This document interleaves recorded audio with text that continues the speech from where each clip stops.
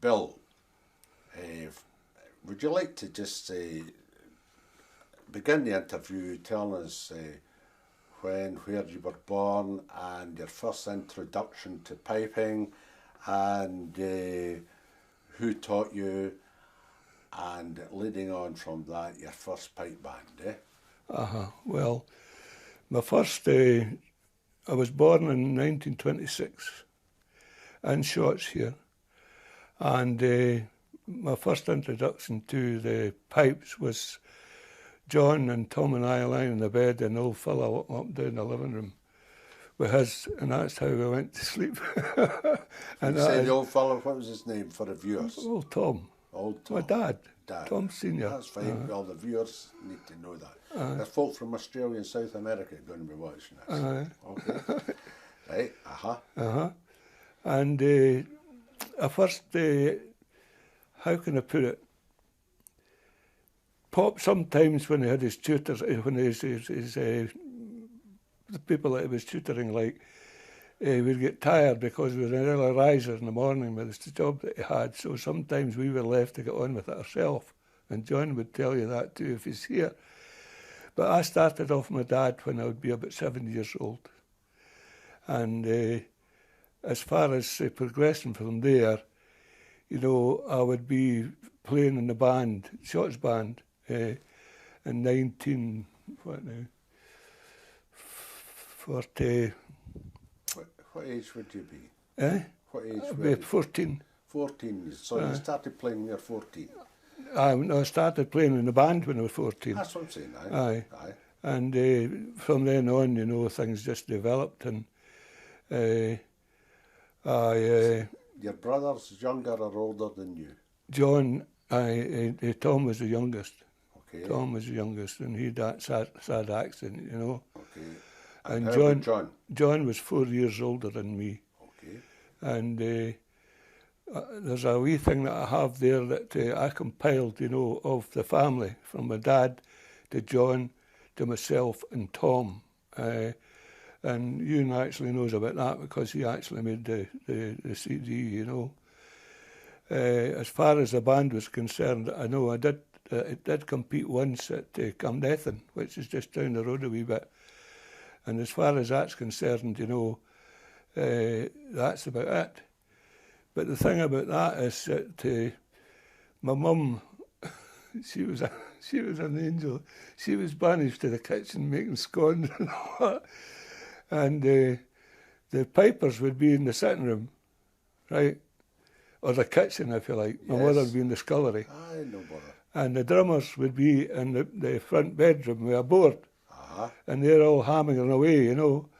And that's how it all started. And then in the summer, they used to go out at night and play in what we called the pit road. That was the road up to Calderhead, or Dorfield pit. And all these memories keep coming back, you know, as far as that's concerned. Yeah. Going on from there, how can I put this now?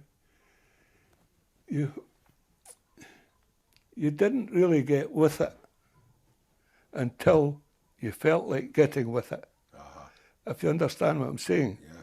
That's when you really started to develop your own, not so much your interpretations. Mm-hmm. And from that, you know, one of my unfortunate things, I'm too much of a what do you call it, perfectionist. Yeah. And that's something that's been the bane of my life, quite frankly, because it happens to be, you know, as far as the rest of that's concerned, then, you know... was that not a mark of the McAllister family? They were all perfectionists when it came to piping and pipe band work. Aye, well, Tom used to really... Tom used to say, you know, it's more of a shut up, Willie, you know. And, well, everything sort of evolved from there. Yes. That's that's the only way I can put it. And as far as then moving on to the army side of things. Just before you leave and go to the army, how many pipers were in the Shot's pipe band just before you went to the army?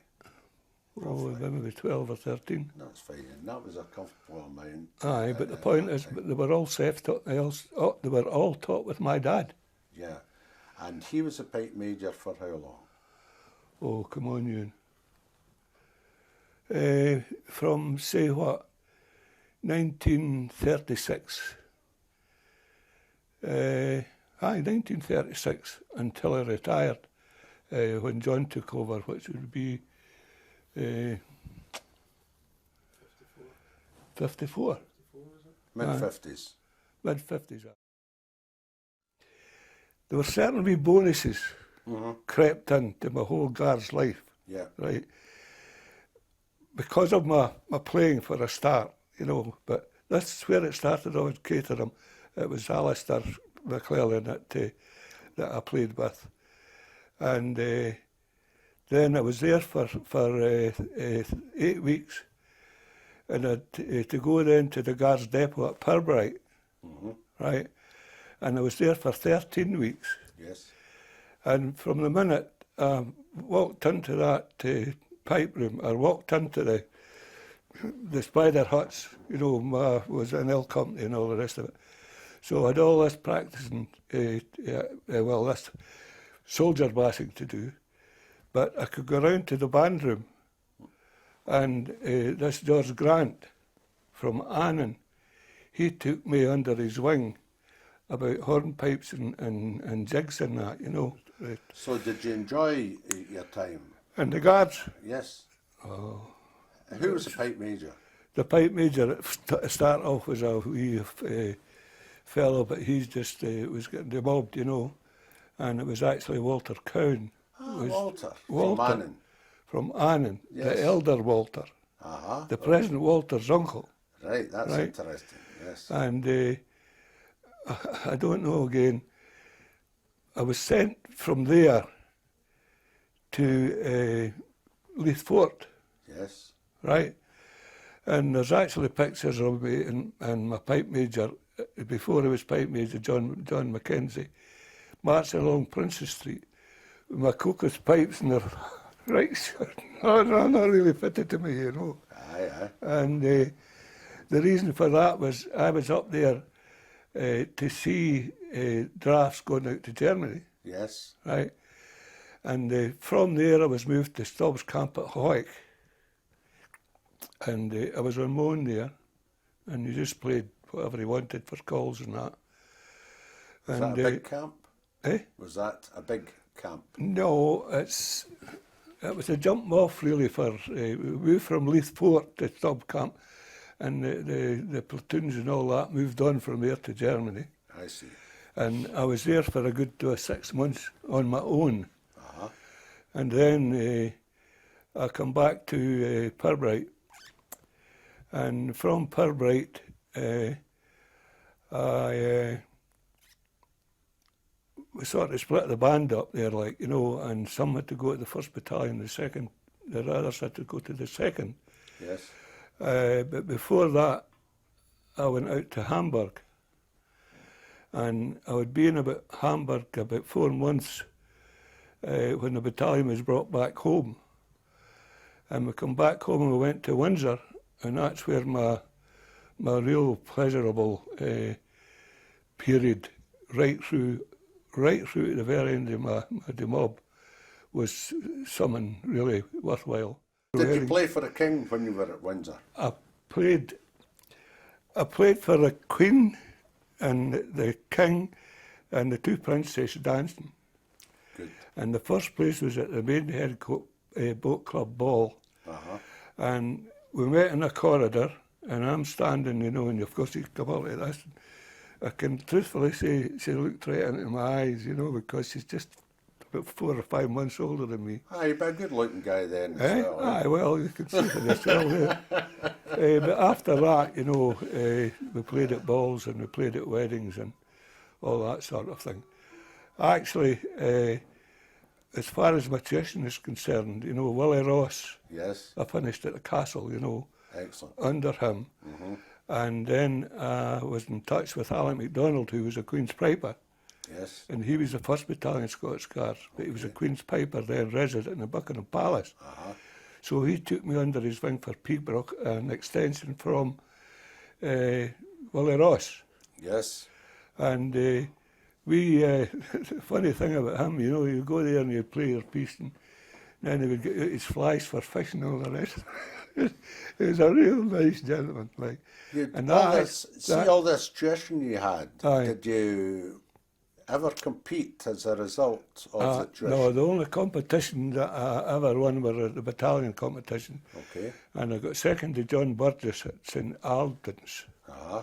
And from that day, this is as sure as I sit here, John Burgess was my friend. He was a wee boy. Aye. And I got second to him, and I was proud of the fact. Right? Aye, aye. And right through to the what was the one,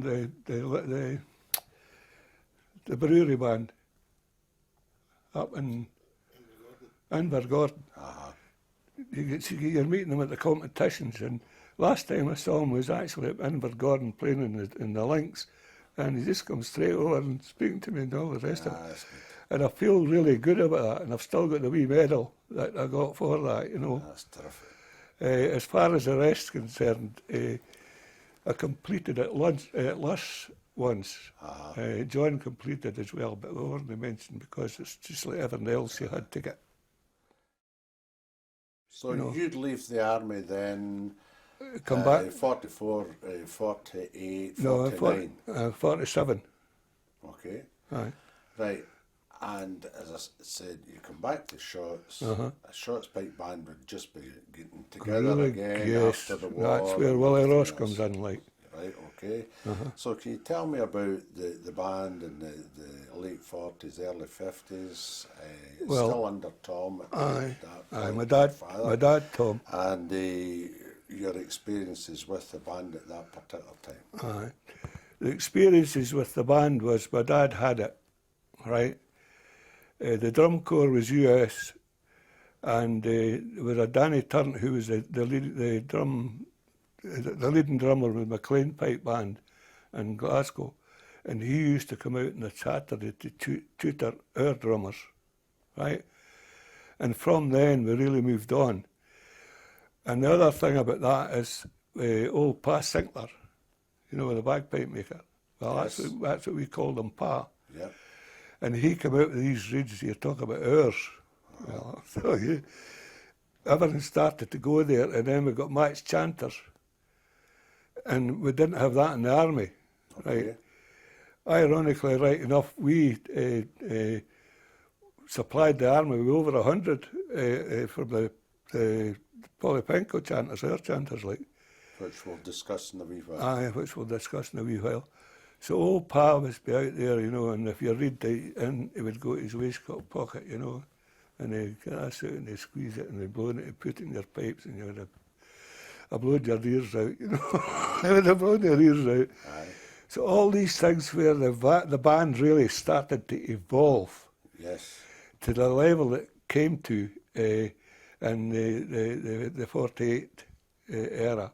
And how successful was it at that point? Can you tell the viewers at that point, just the late 40s, early 50s? Aye. How successful? The delays were brilliant, absolutely brilliant. And winning first prizes all the time? Aye, aye. Yeah. I used to keep a record, and actually I think it's on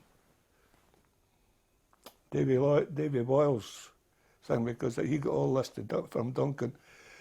And when I come back in 1947, 48, I recorded every competition and where we were, and it was phenomenal. You know, you knew you were first out the park, and there's times when you're on the field, and when you're playing for yourself, you know within here that you're walking away with it. Two things happened there. I think it was Ian Cahoon had some association with the hierarchy of the Pipe Band Association. And we had competed at Meadowbank. Yes. And my dad says, now, when you go to the bus, put your pipes in the bus and don't touch them, I tell you.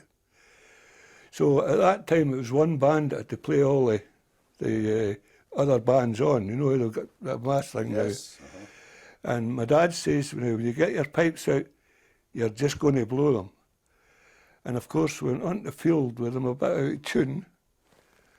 But we played these 6/6/8s 2 or 3 times to bring all the rest of the bands on. Yes. And by that time they were singing. And we had to play this lament for Ian Cahoon. And what do you call him?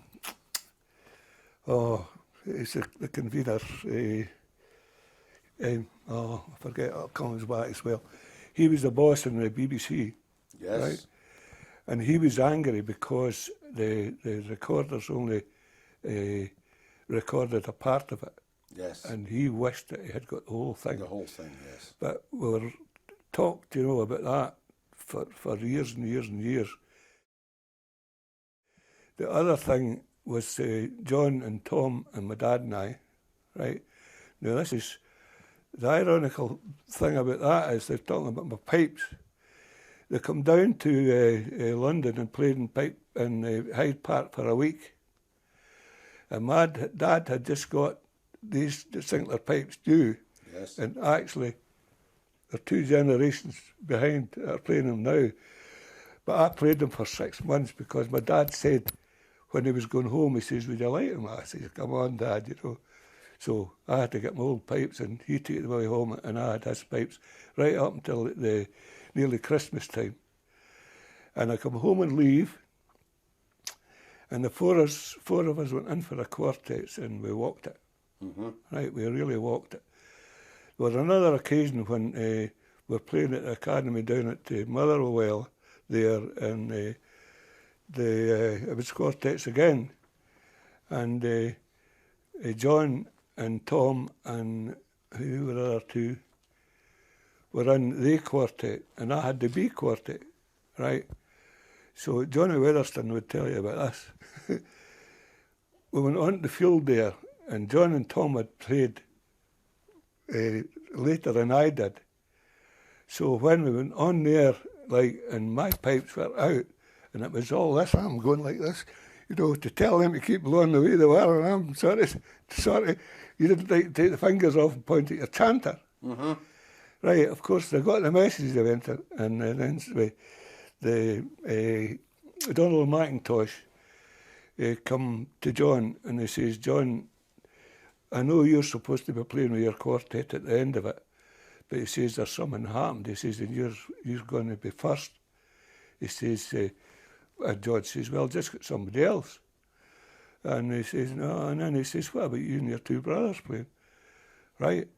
And the hall was packed to the door, waiting for them getting their prizes. And we played a bomb. Great. A bomb. And Johnny Weatherstone talked about that for years and years and years.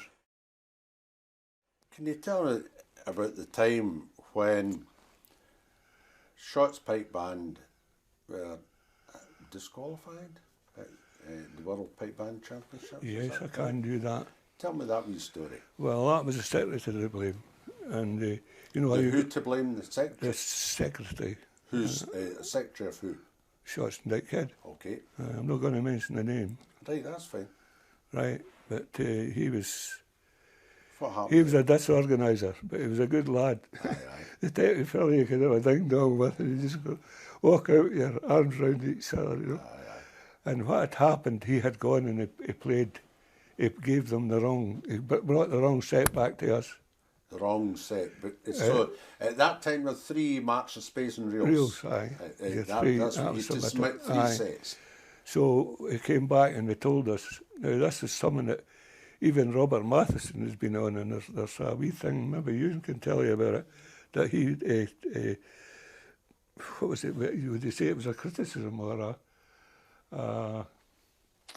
anyway, whatever happened, you know. Right, you just tell us the wee story. The wee story was that we went up, you know, they started to read them out, and it says the winners are Shots and Dykehead, but they've been disqualified. Right, because they played the wrong tunes. So what was happening there? The public's getting told that we had won the competition, but were disqualified, and they should never have been told that. Yeah. They should never been told. Well, I could have been told about the disqualification, Yeah. but they didn't need to know the ins and outs of it, and that's what happened. Okay. And Robert Mason had something about Now, that to can do you with tell it. me, again, just to clarify, you said about the three Marxist-Persuasion rules submitted, and this is obviously a long while before the competition. No, that's the day of the competition. I know, but it's in the programme and all the rest of it as well. Now, how did they draw this at that particular time, that year? Well, I think they had How did they draw the set? They draw the set from a bag, I think. Okay, so they still do that in the starting line end. So, how did the confusion arise then? Because Duncan had submitted the wrong set of tunes. And what set of tunes? How did he manage to do that? Well, he selected he come back and he put this set forward to them, and when we went on to play, it was the wrong set. Did they have, for instance, number one set, number two, number three one, set? Two, it was number two set that was a problem. So And number two set was down as something else rather than what you understood it to be. So you understood it to be such and such. You went on and played that, whereas in fact he had intimated different tunes to the Pipe Band Association prior to the competition. Aye, but the silly thing, right? That's right. But the silly thing was that they announced that we had actually won the competition, but were disqualified because we did. You go back and win it another year, eh? Eh? You go back and win it again another time. Oh, I can't remember now. It's about 17 or 18 times. I know. I mean, very successful band. So John took over the band mid-50s, I think we agreed. That's right. And was it subsequent to that? Was it long after that, or was it almost immediately after that Alec Duthert came and joined you? Aye, John had asked him. John had asked him to come. Aye. Okay, that's fine. And he was with you a number of years. Alec was superb. Yeah. And I put it down to him about the Royal Marines, and you talk about some of the famous services bands and all the rest of it, playing these drum salutes. They'll never beat Alec Duther's first drum salute, never. Yeah. Mm-hmm. And we were out in Moscow, he brought the place down with that. Aye. Right? Absolutely. Right. Aye. We lost 3 drum corps. Yeah. Right? One went to Invergordon. Okay. One went to Worcester Kilty. One went to, I don't remember the other band, but to Canada, to America, to Worcester Kilty, the whole flipping drum corps went, bar one, except one, the bass drummer. Mm-hmm. The whole lot went. And John was left with that. Aye. And Billy Stevenson, he was a damn nice guy, wasn't he, Jim? Ewan. He stepped in there, and within, maybe about a year and a half, the band was getting back up there again. John, when did he finish up as pipe major as a Shot's pipe band? No, help me there again. Roughly. When Tom came over. Was it 68? Eh? Was it 68? Something about that. Aye. And then did Tom take on? Tom took it on. Young Tom took over from that point. Aye. And again, still very successful as a competing yeah, band. many times. So that's 3 McAllisters as pipe That's majors right. over all these years, Aye. right through until... The only one that wasn't classed as a pipe major was me. Because I didn't, how can I put it? I've played second fiddle to most people in my life as far as promotion is concerned, and that's as sure as I sit here. Okay. Right? Tom wanted me back in the band, but it wasn't because I didn't want to help him, it was because I had this impediment in my fingers. No bother. Right? How long was Tom pipe major? Come on, Ewan. 84 he finished. 84. Aye, well, there's a sadness there, because he took this series of strokes. Okay. and it was pathetic. His two bottom fingers, these two here, would just wouldn't do anything. And he persevered and persevered, and he actually tuned the chanters at Cookston, like. But that was, he could never do anything with these two fingers. I know. And the sad bit about it is it sort of broke his heart as well, didn't it? Yeah. But through all these years, especially the late 60s, 70s, you had a very, very successful band, continuing all the successes of the previous decades. Yeah. Yes. Quite fantastic. And to this day, probably still the #1 Scottish band over a piece. I would like you to tell me now about the chanter reeds the family made and how all that came about. Well, yeah, that came about by sheer doggedness. And we started off in my back kitchen with no tools worth talking about. The one thing that we were given as a gift, and it's still away out in Canada, was a staple machine that actually Tom Muir, Piper in the Glasgow Police, you know Tom? Yeah, I know Tom very well. Well, he gave us this machine, and he reckoned it came from the Browns of Balmoral. Who and he knew very well. Yeah, so that has come through all those years making these staples. And you won't mind me saying this, I was a guy with the technology, right? And when we even ended up with the chanters and all that, I kept 4 sets of tools going for I can't remember how many years. And the chanter business in Cookstown. Also, the dimensions of the blades, the thickness, the tapers. We actually had a taper machine that I developed through patience, because graphite grease and going like this to get the curve that I wanted. Yes. Tom come up with this idea. He said it'll never work. Finished up, he brought this, what do you call it? The head. Cylinder head. The cylinder head casings from Commons. Okay. Right. Yes. And we developed a taper machine. Great. Right, to perfection as well. And he and John would keep doing all that end of things. And I would do all the tying and that. But I had this, I've tried and tried to get to the name of it. And it's a plastic that's very, very valuable. Yes. Right. And it's a brown, like brown, it's really tough, and it's very valuable. But I worked in Scots and Bells Hill as a coach builder, and there was a guy, Jim Crawford, and the engineering works at the back. Yes. So he scratched my back and I scratched his back. So I got this piece of this stuff. And I spent hours and hours and hours to give us this round for and a plane for thickness, the blades, yes. the quarters. And we had a friend in the Belfast Tool Company, and he was a gem, and I had this old sewing machine. So I took it over to him, and I got it geared, right?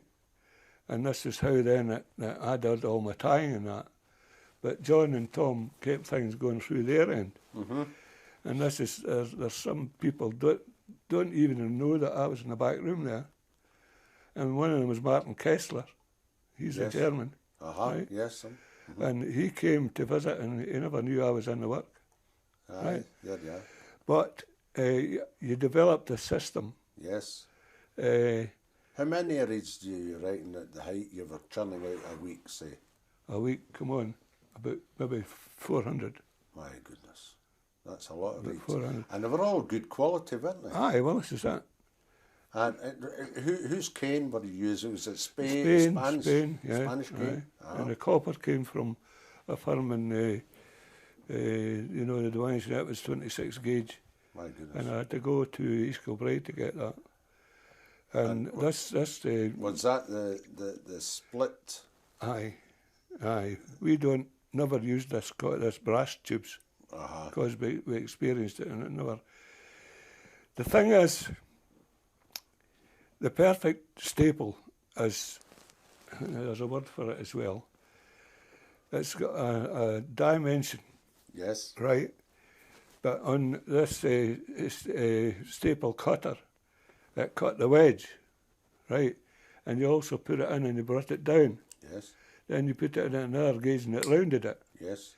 Then you put it in and it compressed it. So there's a name for it, Ewan. It's round at the bottom and it's tapered in the way and also that sort of... Almost fluted. Aye.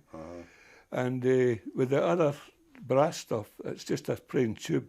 Yeah. So instead of it spreading at the mouth, it spreads at the mouth, but it stays the same at the tube size. In other words, you could shape the staple perfectly if it was split, but if it was a whole staple, like brass, it's much more difficult, if not impossible, to get the shape that you desire for the reed. No, it's just because we're using a plain tube.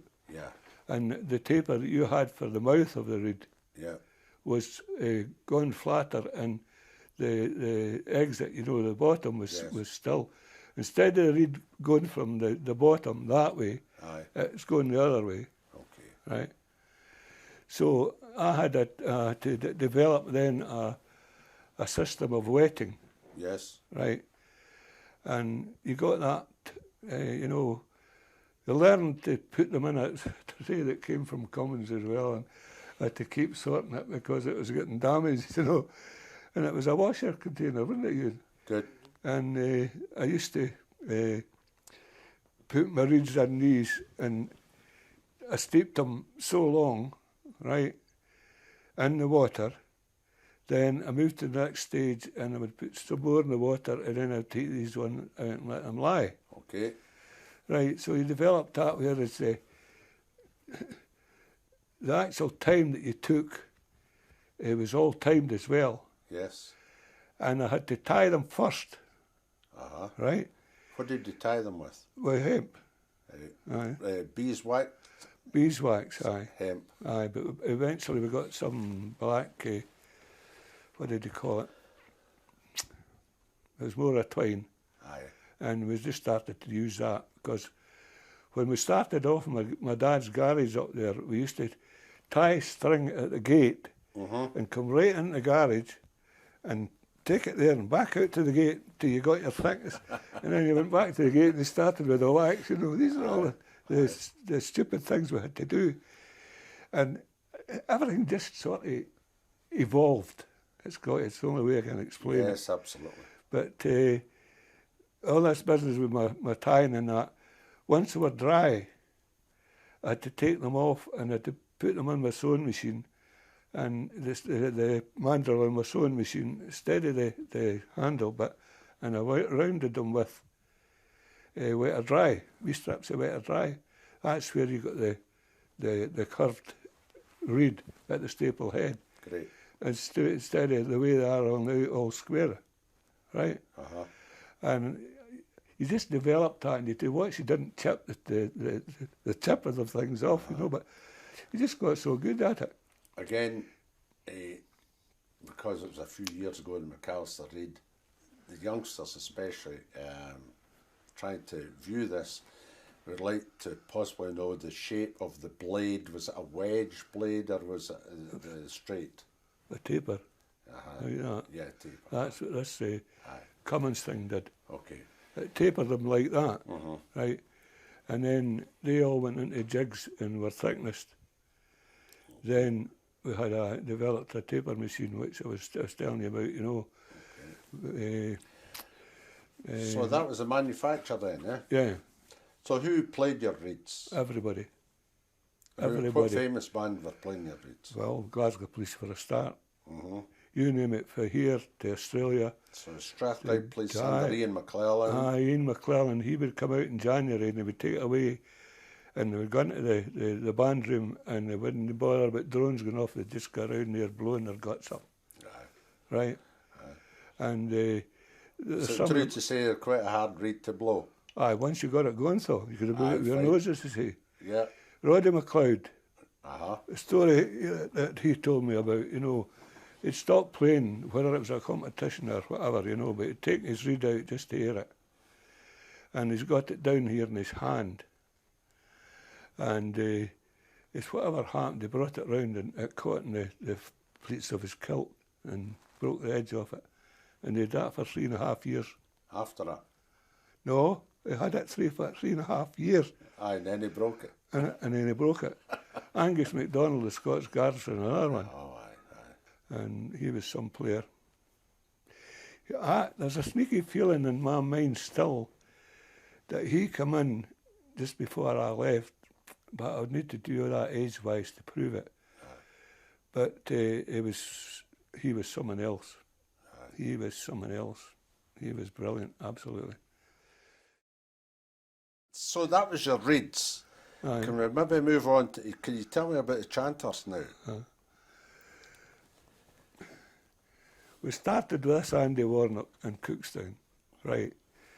And Andy had all the ideas. He was actually a wood turner, made lamps and things like that. And he thought in this polypenco, which it was a grey plastic at that time. And there's a wee story that Batterson's reciting at the moment as well. You could bend it like this, right? And you could put it in the ground and put your foot in it, but it would always come back. Yes. So we had to have big troubles there as well. And Andy was doing them all himself. And at one time we used to travel over in the boat, and we never got paid for that because we were going to get commission for the production. And at one time we went over, and we just right ahead for the boat, because it was just shells. And he'd bought this terrific machine, this copy machine. It's absolutely brilliant. And it wasn't until we got him off of that machine, and I had to go to his wife, Jean, and say, Jean, if we're going to make any progress there, Andy shouldn't be touching that machine because we've got this laddie, what was his name? McVeigh. Oh, it doesn't matter, come as well. And we got this guy done, and he made this pressure gauge where you could put the chanter in, and it came to this pressure gauge, and you knew then when you were finishing it, the expansion was coming back rather than staying down. So was the chanter moulded rather than No, it was turned. So it was turned. Yeah. Aye. Okay. And again, that was all down to measurement again. And yes. One of the things that I never forgave Tom for, he had this hole machine. Yeah. And he had a smashing singlet chanter. He just loved it. And of course we're doing adjustments, and we're always using gauges, and you tried to get the pitches and all that. And we were producing chanters. There were none of this tape business at that time. Yes. And there's chanters in that CD that I'm talking about that were two of the last that were produced before things went sad, and they were absolutely brilliant. And we never used tape at all. We never used tape in the Scots band either. They do now, but everybody does. And I think it's ironic. I still ponder sometimes about why it is that you cannot take these dimensions and these hole sizes and get them to perfection. So the thing is now, the way they were getting to perfection is they hack the holes and make them bigger. Yeah. Then they've got electric tape. Yeah. And that's round that. Mm-hmm. And you'll see them, they'll take it off and getting say it's sharp or flatten it and all the Often rest of it. said that they shouldn't put any holes in the front of the chanters, just about a big slot and dish everybody out with a roll of tape and make their own holes. That's right. Well, that's what you do. And as far as we know, Simon Fraser in America, Aye. right, or Canada rather, they get Sinclair chanters, and that's all they do. They hack them to bits and then they tape everything. Okay. Glasgow police, you name it, shots are all at it. Aye. And to me, the people who have gained are the people that produce the black tape. Aye. Well, there you are. It's not a depression with black tape. That is it. So, you made this chanter, quite a few folk played it. Lots of people played. What sort of era are we talking about, this Warnock chanter? Was it War Mac? War Mac. Tell me about The War Mac was War for Warnock and Mac for McAllister. Of course. Right. Yes. And that's what it was produced under. Was that the 80s? 70s and 80s, aye. Yeah. Aye, must be. 70s and 80s. But we sent them all over the world. We Yeah. even supplied the army with, I think it was over 100. Yeah. And we sent them all over the world. Playing your reeds, the And McAllister the reeds. chanters, aye, Yes. aye. So, busy times for you. I'll put it to you this way. We had all worked in our own jobs. And after we got the reed production the way we did, and after we got the chanters, that's where we really brought ourselves up from working people. Yeah. And that stayed with us until you started to invest, and it all falls away. Oh, well. But that's where we really made a lot of our riches. Okay, so you've enjoyed your time in piping with early days of playing and the later days manufacturing That's right. and supplying pipe bands. And the name again. Yes. The name again. Very, right. very famous in Scotland. Is there. Yes, that's it. And the reed business was eventually sold to Troy in Canada. Aye, well, it's still McAllister reeds, JWT McAllister reeds, the wee hyphenated things. Aye, but the Because chap called Troy in Canada. James something Troy. Uh-huh. So James W. Troy. Okay, yeah. So he kept the name, right? Uh-huh. And it's McAllister reeds. I don't know if he'll still produce them as that. Do you know? He does. Just with the wee hyphenated thing. Yeah. And as far as I know, he's done well. But he was the selling of the business to him was another bonus for us, because what he paid for it. And he came over here and he stayed for about a month and a half with his son, and we taught him all the. And that was in the 90s, wasn't it? Aye. Yeah, early 90s. Aye. Yeah. So that's great. And you've had a good time in piping. Aye. Oh, Is there any other thoughts you'd like to leave us with this evening in what regard? regarding your piping life? I think we've more or less covered The sadness about it, and sad for Tom as well, this business, but it was this impediment with this finger. Yeah. And, I could use it to start a tune. And will you enjoy your time celebrating the 100th centenary, the centenary of Shot's Pipe Band? Aye, well, Ewan's involved in that. Yeah. I'll tell you another wee tale here before I leave it. My dad had an old gramophone. The old turntable, you wound it up. Yeah. Right. And we had won the World Championship for the first time at Scotstoun. Yes. But when they recorded it, the length of the pieces were too long. Yeah. Right. So it meant it would cut off in the reel. So what did old Tom do? He brings it home and he cut it. Right. And he cut it neatly, didn't he? How he did it, I don't know, but he cut it. Whether it was with scissors or I just don't know, but he cut it. And on the pickup was a heavy arm, right, and the ordinary needle. So what he did was he had a string on the head, Yes. right, and this wee stick, and he had a wee hole in the end of that, and it was into the cabinet, so it swivelled on that end of the cabinet, and he had a wee hand vice, you know, the wee double hand vice, Yeah. and he hung that on the string, and there was a certain position for that to come on, and it played great, you know. But I've been doing a lot of throwing out, and I came on that record again, right? And I gave it to you because we're having an exhibition, Yes. right? And it'll be big time in the exhibition.